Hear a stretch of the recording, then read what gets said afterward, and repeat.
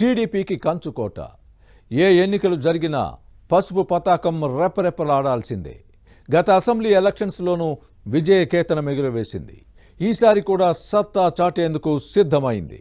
2019లో YCP అధికారంలోకి రావడంతో ప్రతిపక్ష ఎమ్మెల్యే ఏమీ చేయలేకపోయారనే టాక్ ఉంది. సంక్షేమ పథకాలను ఫ్యాన్ పార్టీకి అనుకూలమైన వారికే ఇచ్చారనే విమర్శలు ఉన్నాయి. ఇంతకీ ఎవరా ఎమ్మెల్యే? నియోజకవర్గం ఏది? ప్రచారంలో సైకిల్ దూసుకుపోతూ ఉంటే వైసీపీ డీలా పడిందా? ఫ్యాన్ పార్టీ ఇన్ఛార్జిని సమస్యలపై జనం నిలదీస్తున్నారా? Was the story?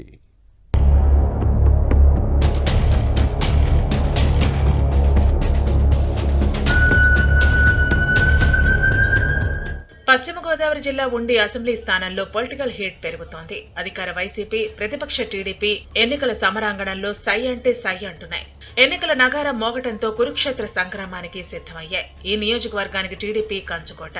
పార్టీ ఆవిర్భావం తర్వాత ఇప్పటి వరకు 9 సార్లు ఎన్నికలు జరిగితే 8 పర్యాయాలు తెలుగుదేశం విజయం సాధించింది. అంటే ఆ నియోజకవర్గ ఓటర్లు పసుపు పార్టీకి ఎంత అండగా ఉంటారో ఇట్టే అర్థం చేసుకోవచ్చు. అటువంటి నియోజకవర్గానికి ఇప్పుడు 10వ ఎన్నికలు జరుగుతున్నాయి. టీడీపీ, జనసేన, బీజేపీ కూటమి నుంచి cycle party sitting MLA Mantena Ramaraju బరిలో దిగుతున్నారు. వైసీపీ అభ్యర్థిగా నియోజకవర్గ ఇన్ఛార్జ్ పీవీఎల్ నరసింహరాజు పోటీ చేస్తున్నారు. భారీ మెజార్టీ సాధించే విధంగా టీడీపీ వ్యూహరచన చేసింది. వైసీపీ పాలనలో నియోజకవర్గానికి నిధులివ్వకుండా అభివృద్ధిని అడ్డుకున్న విషయాన్ని ప్రజల్లోకి తీసుకెడుతున్నారు రామరాజు. రోడ్ల దుస్థితిని వివరిస్తూ నిత్యం ప్రజల్లోనే ఉంటున్నారు. వ్యక్తిగతంగా సీఎం జగన్ సర్కార్ తనను ఇబ్బంది పెట్టిన అంశాన్ని విస్తృతంగా జనంలోకి తీసుకెళ్లడంతో మార్పు కనిపిస్తోందని భావిస్తున్నారు.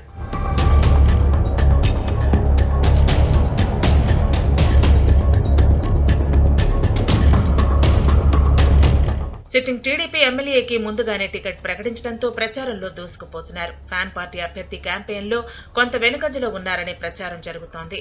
వాస్తవానికి ఇక్కడ తెలుగుదేశం శాసనసభ్యుడు ఉన్న అధికారాన్ని మాత్రం వైసీపీ ఇన్ఛార్జ్ పీవీఎల్ నరసింహరాజే చెలాయించారు.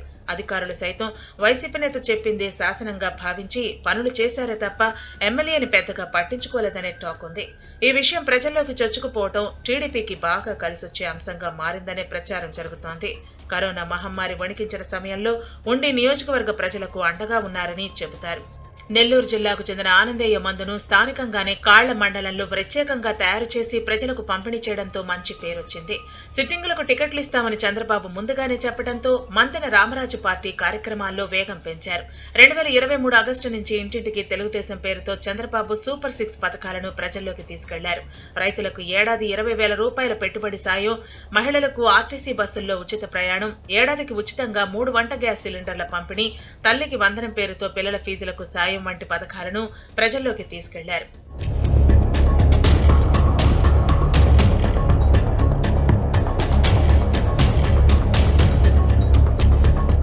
ఉండి నియోజకవర్గంలో ఎక్కువ మంది ఓటర్లను ఈ ఎమ్మెల్యే కలిశారు. మొత్తం 2,22,000 మంది ఓటర్లు ఉండగా ఇప్పటి వరకు 1,75,000 మందిని కలిశారంటే ప్రజలతో ఏ విధంగా మమేకం అవుతున్నారో అర్థం చేసుకోవచ్చు.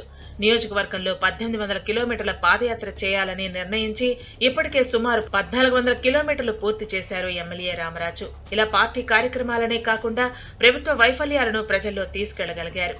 అన్ని అంశాల్లో మంతెన రామరాజు ముందంజలో ఉండగా వైసీపీ అభ్యర్థి పీవీఎల్ నరసింహరాజు మాత్రం వెనకబడ్డారనే టాక్ ఉంది. ప్రభుత్వ వైఫల్యాలు వెంటాడుతుండటంతో ప్రజల దగ్గరకు వెళ్లలేని పరిస్థితి ఏర్పడింది. సీఎం జగన్ సర్కార్పై ప్రజల్లో ఉన్న వ్యతిరేకతతో ముందుకు సాగలేకపోతున్నారనే ప్రచారం జరుగుతోంది.